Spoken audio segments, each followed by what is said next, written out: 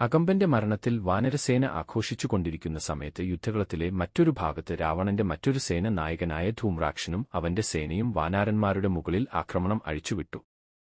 എന്നാൽ വാനരപ്പടയും ഒട്ടും പിന്നിലായിരുന്നില്ല. വാനരസേനാപതിയായ നീലൻ ധൂമ്രാക്ഷന്റെ സൈന്യത്തെ ഓരോന്നായി തകർത്തു മുന്നേറി.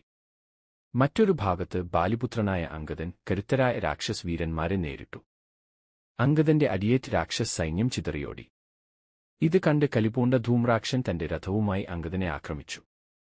ആ ഭയങ്കര പോരാട്ടത്തിൽ അംഗദനു മുന്നിൽ പിടിച്ചു നിൽക്കാൻ കഴിയാതെ ധൂമ്രാക്ഷൻ അവിടെ നിന്ന് മാറി. അതുവഴി പോയ ഹനുമാനെ ആക്രമിക്കാൻ പോയി. അതോടെ അംഗദൻ മറ്റൊരു ഭാഗത്തേക്കും പോയി. തന്റെ നേരെ വരുന്ന ധൂമ്രാക്ഷന്റെ വെല്ലുവിളി ഹനുമാൻ സ്വീകരിച്ചു. അവർ തമ്മിൽ ശക്തമായ ഗദായുദ്ധം നടന്നു. ഒടുവിൽ ഹനുമാൻ തന്റെ അമാനുഷിക ശക്തിയോടെ ഒരു കൂറ്റൻ പാറക്കല്ല് ഉയർത്തി ധൂമ്രാക്ഷന്റെ രഥത്തിനു മുകളിലേക്ക് എറിഞ്ഞു. ആ പ്രഹരത്തിൽ രഥം തകരുകയും ധൂമ്രാക്ഷൻ കൊല്ലപ്പെടുകയും ചെയ്തു. വാനര സൈന്യത്തിന്റെ ജയഘോഷം ലങ്കയെ ഞെട്ടിച്ചു. ഭയന്നോടിയ രാക്ഷസന്മാർ രാവണൻ മുൻപിൽ ആ പരാജയവാർത്ത എത്തിച്ചു. കൂടുതൽ ദൃശ്യങ്ങൾക്കായി ചാനൽ സബ്സ്ക്രൈബ് ചെയ്യുക.